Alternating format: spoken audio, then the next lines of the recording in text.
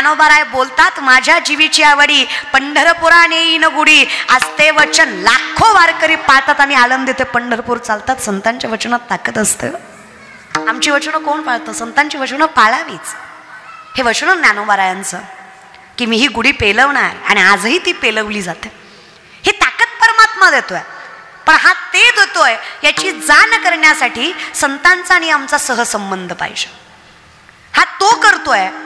जाणे माऊलीचे चित्त हे कळायला आम्हाला कोणीतरी तिथपर्यंत पोहोचवणारा पाहिजे. आणि ते पराक्रम, तो पराभव, ते अंतर संत कापतात. आता देवाचा जन्म जर मारुती आणि रावणासाठीच आहे तर तुम्ही सांगा बेलापूरकर यातले तुम्ही कोण आहेत? बोलत जा.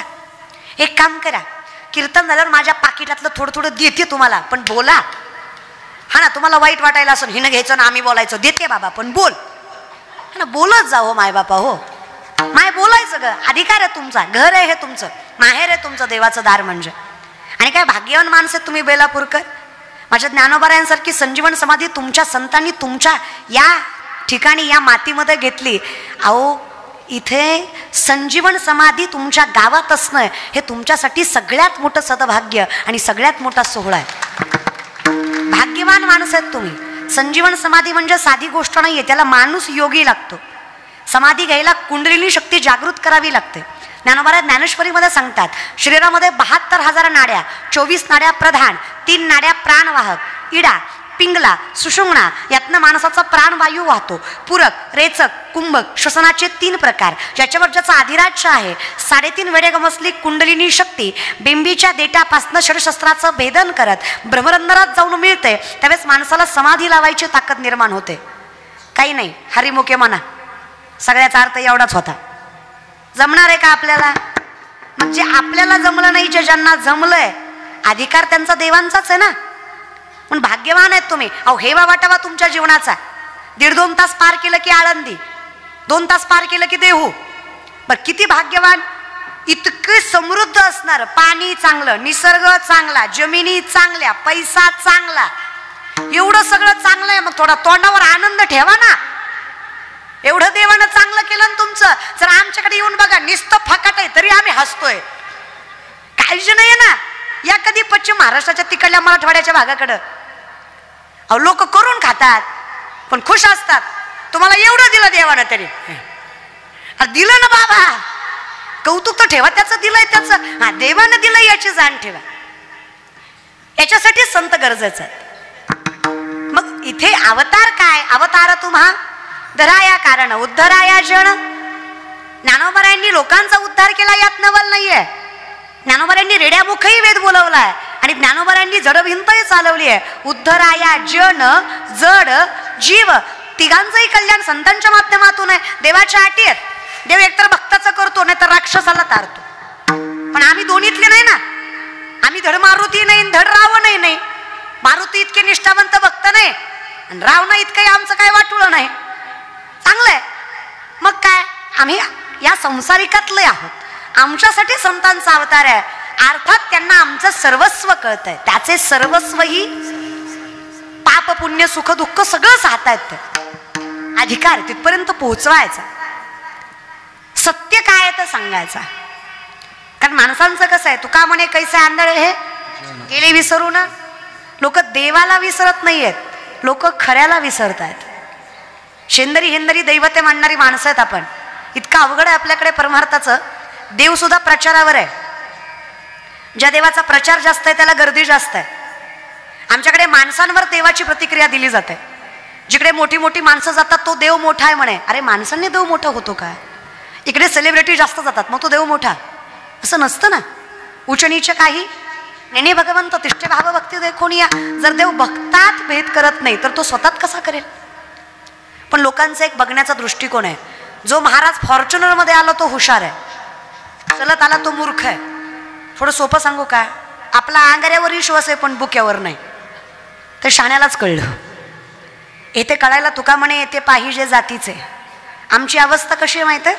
नामदेवराय सांगतात बघा, लटके झाले कटके तेथे काढक्या एवढे राडे, लटके झाले कटके तेथे काडक्या एवढे राळे, लटके झाले कटके तेथे काडक्या एवढे राळे, लटके झाले कटके तेथे काडक्या एवढे राळे. उडत चिमणी सरत चाले तिचे वाटी एवढे डोळे, उडत चिमणी सरत चाले तिचे वाटी एवढे डोळे.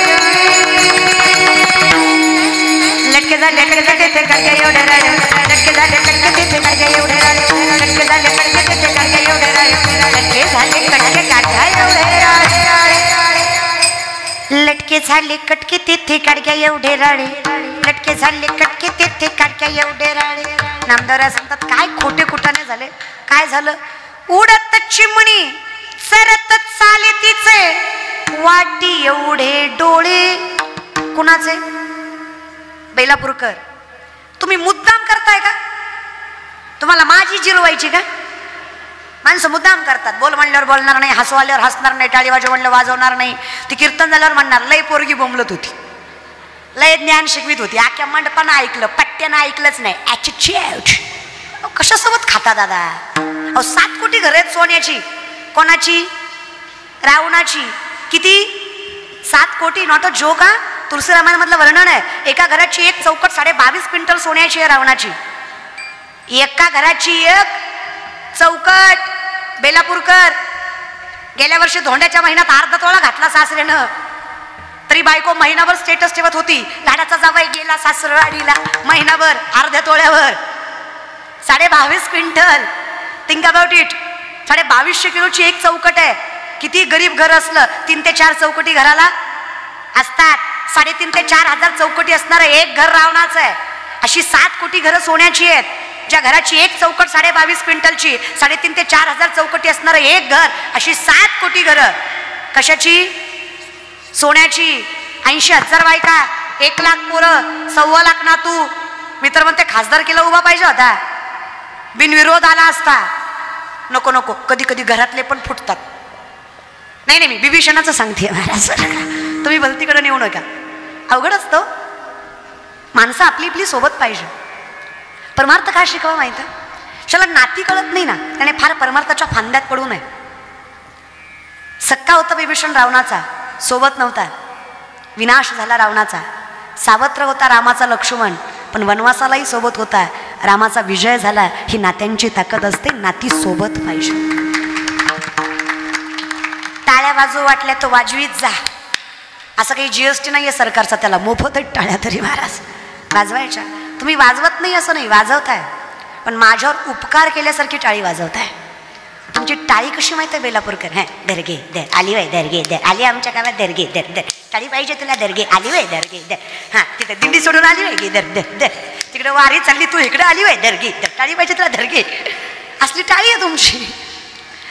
अशी काय लोक आहेत. पण असं वागून लोक म्हणतात देव भेटत नाही म्हणे. म्हणजे तुमचं कसं आहे, एक माणूस एका महाराजाकडे गेला, म्हणला वर्षात लेकरू झालं पाहिजे. खरं तर हाच विनोद आहे, पण मरू द्या तिकडे.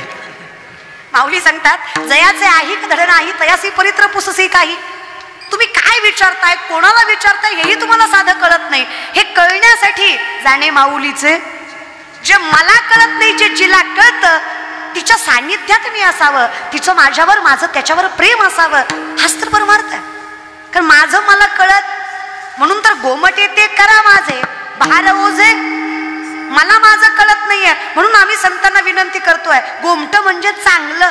माझ्यासाठी जे चांगलं आहे ते तुम्हाला माझ्यापेक्षा चांगलं कळतंय, म्हणून माझं चांगलं तुम्हीच करा. कदाचित ते माझ्यासाठी वाईट असेल असं मला वाटत जरी असलं तरी माझ्यासाठी तेच चांगलं आहे, हा माझा तुमच्यावरचा विश्वास आहे. कळतंय? आई जरी लेकराला म्हटली मेल्या सावलीत मर, याचा अर्थ आईला मारायचं आहे का त्याला? त्यात काय आहे? प्रेम आहे, आपुलकी आहे, काळजी आहे, वात्सल्य आहे. संतांचंही तसंच आहे. कधी कधी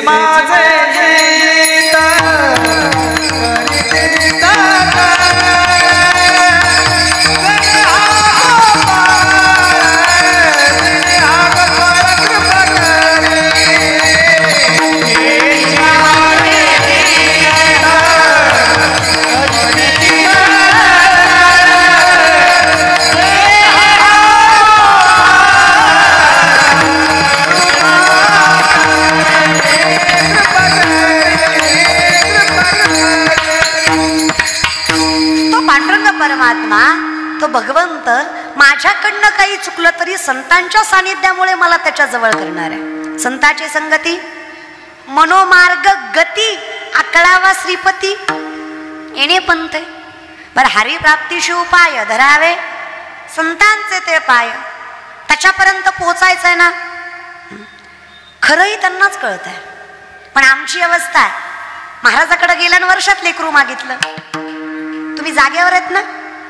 महाराज म्हणला नारळ घे तुला वर्षात होईल. महाराजही तसलाच होता. आता शेवटी ज्याच्याकडे गेला तो तसला म्हणल्यावर गुरुही तसलाच ना. महाराज म्हणला नारळ घे वर्षात होईल. हा वर्षाने माघारी आला. म्हणला भामताय तू, वर्ष झालं लेकरू नाही. महाराज म्हणला नारळ दुसरा घे पण माणसात मोठ्यानं बुंबलू नको, झालं नाही. हा ना, प्रसिद्धी कमी करू नकोस ना. 2 नारळ दिली महाराज. हा दुसरा घे, वर्षानं अजून ये. हा 2 वर्षाने आला. म्हणला पक्का भामताय तू, 2 नारळ घेतला, एकदा लेकरू नाही. महाराज म्हणले आजपर्यंत माझा नारळ फसला नाही, तुझ्या बाबतीत 2दा फसला, तुझंच काहीतरी चुकतंय. अचानक महाराजाला आठवलं. महाराज म्हणले का रे, जेवढी माणसं माझ्याकडे लेकरू मागायला आली सगळी बायको घेऊन आली. हुशार आहेत तुम्ही ज्याला कळलं ते. तू 2दाही एकटाच आला, तुझी बायको कुठे आहे? ते म्हणला लग्न नाही झालं. तुम्हीच सांगा बेलापूरकर किती नारळ दिल्यावर लेकरू होईल. मी तुम्हाला सांगते असं संत संगतीशिवाय प्रेम भाव विश्वासाशिवाय किती परमार्थ केल्यावर देव भेट.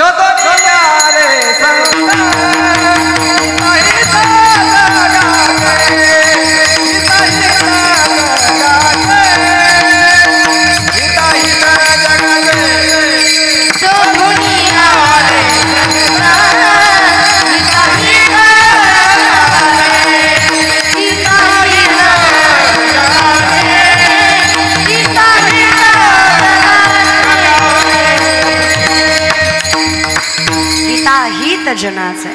इथे संतांना जे कळत आहे आम्ही कसे आहोत. आमच्या कलियुगात 5000 वर्षापूर्वी सांगून ठेवलं चाणक्य नीतीमध्ये, असं एक कलियुग येणार जिथे 4 माणसं एकच खोटं बोलली की खोटं सुद्धा खरं होणार. खरं आहे का खोटं आहे? क्वांटिटीला किंमत आहे, क्वालिटीला नाही. 4 माणसं एकच खोटं बोलली की खोटं सुद्धा खरं होणार. चुकून 5वा खरं बोलला तर 4 मिळून त्याला खोटं ठरवणार.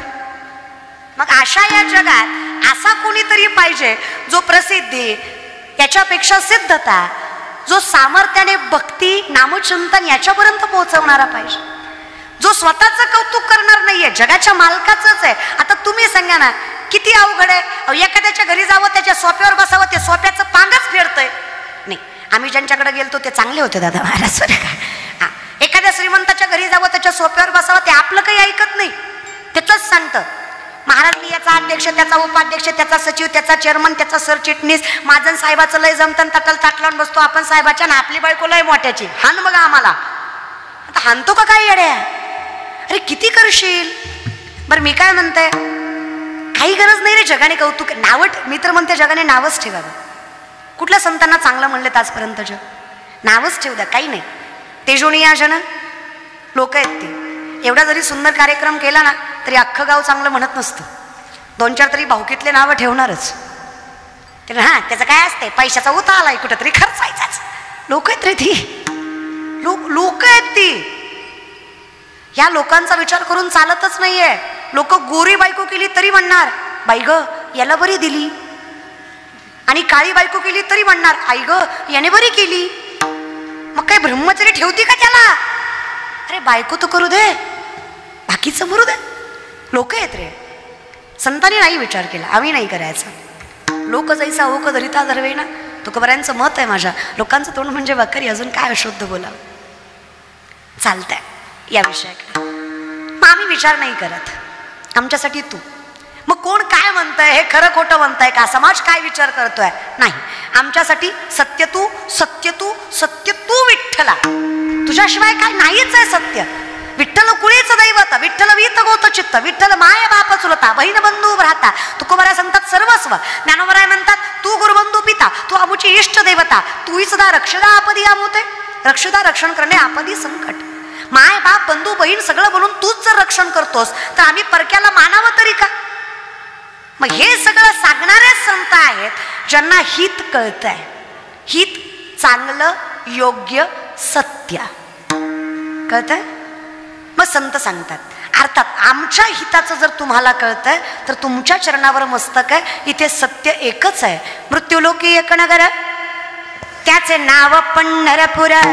मृत्यूलोकी एक नगर त्याचे नाव पंढरपूर.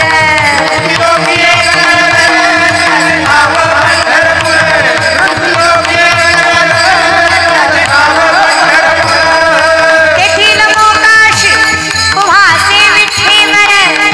मोकाश मालक तेथील मोकाश उभासे विठ्ठीवर. आम्हाला कळत नाहीये, तुम्ही संत माय बाप एवढा उपकार करा. तुम्ही संत माय बाप एवढा उपकार करा.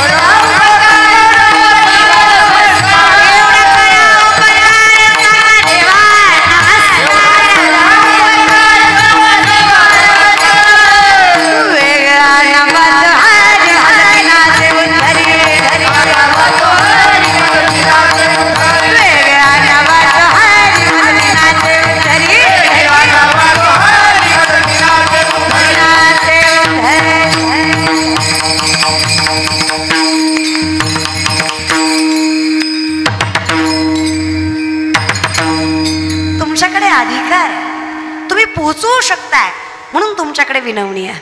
तुमच्या चरणावर मस्तक आहे, तुम्हाला आमचं हित कळत आहे. पण काय विषय माहिती आहे का, संतांपर्यंत पोचण्यासाठी खरं खोटं आम्हालाही थोडं कळलं पाहिजे. आमची अवस्था जरा वाईट आहे. पुन्हा एकदा नामदेवरायांचं वर्णन आहे बघा. मुंगी व्याली, शिंगी झाली, तिचे दूध किती 17 रांजण मरले, पिले 12 हत्ती. कोण व्याली? मुंगी. तिचं दूध 17 रांजण. कुणाचं? मुंगीचं. पिले किती? 12 हत्ती. कुणाचं दूध? हां, ऐका कीर्तन, हो की नाही. 195 वर्ष झाले सप्त्याला आपल्या, हो ना. 155 वर्ष झाले सप्त्याला. आम्हाला थोडं तरी कळलं पाहिजे की सामर्थ्य कुठं आहे, आमचं मन कुठं टेकलं पाहिजे.